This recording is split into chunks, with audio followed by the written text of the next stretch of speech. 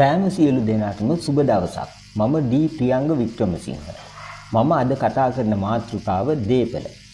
සෑම පුද්ගලයෙකුම සතුව පවතින යම් මුල්‍යමය හෝ බුද්ධිමය වටිනාකමක් සහිත ඇසට පෙනෙන ස්පර්ශ කළ හැකි හැඩයක් හා ප්‍රමාණයක් ගන්නා වූ හෝ ඇසට නොපෙනෙන ස්පර්ශ කළ නොහැකි හැඩයක් හා ප්‍රමාණයක් නොගන්නා වූ සියලුම දේපල ලෙස සලකනු ලැබේ.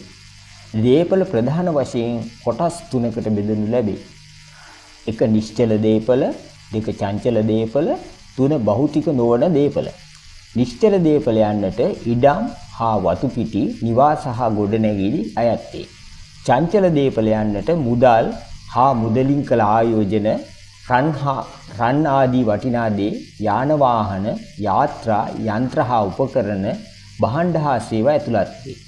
භෞතික නොවන දේපල යන්නට කතෘ භාග, අයිතිවාසිකම්, වෙළඳ ලකුණු, පේටන්ට් බලපත්‍ර ආදී ඇතුළත් වේ. තවත් වර්ගීකරණයකට අනුව දේපල කොටස් දෙකකට බෙදිය හැක. එක පුද්ගලික දේපල, දෙක රාජ්‍ය දේපල. මෙහි මා ඉදිරිපත් කරන ලද සියලු කරුණු මෙහි පහත දැක්වෙන ව්‍යාජනයට යටත් වේ.